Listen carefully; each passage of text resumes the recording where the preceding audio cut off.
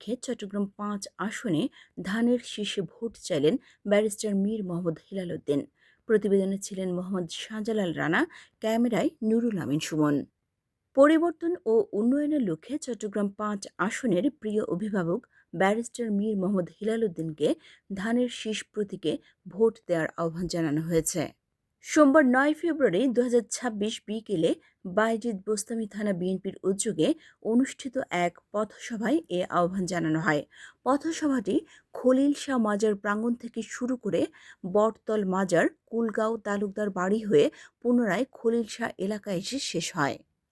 পথসভায় leaflet বিতরণ ও সংক্ষিপ্ত বক্তব্যের মাধ্যমে নেতারা ভোটারদের সঙ্গে সরাসরি মতবিনিময় করেন।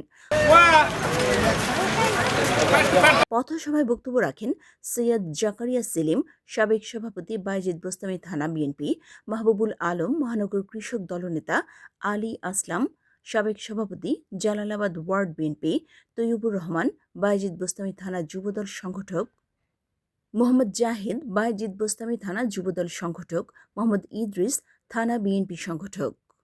এছাড়াও উপস্থিত ছিলেন থানা বিএনপি নেতা একরাম, জাবেদুল আলম রনি, নুরুল আলম সহ বিএনপি ও অঙ্গ সংগঠনের বিভিন্ন স্তরের নেতাকর্মীরা। বক্তারা বলেন, আমরা ভোট দিতে পারি নাই, আমরা ভোট কেন্দ্রে যেতে পারি নাই। যারা 2009 সালে যাদের বয়স 17 বছর ছিল, তারা এখন 36 বছরে উপনীত হয়েছে।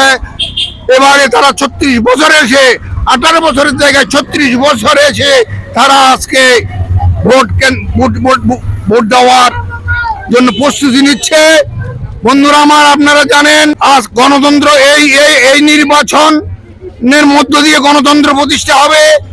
এই নির্বাচনের মধ্য দিয়ে ভোটাধিকার প্রতিষ্ঠিত হবে।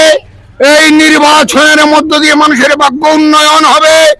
এই নির্বাচনের মধ্য দিয়ে মানুষের খাদ্য, বস্ত্র, অন্ন, বস্ত্র, খাদ্য সবকিছুর সংস্থান হবে।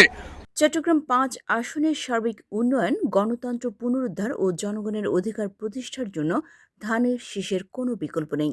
তারা সবাইকে ধানের শীষে ভোট দেওয়ার আহ্বান জানান।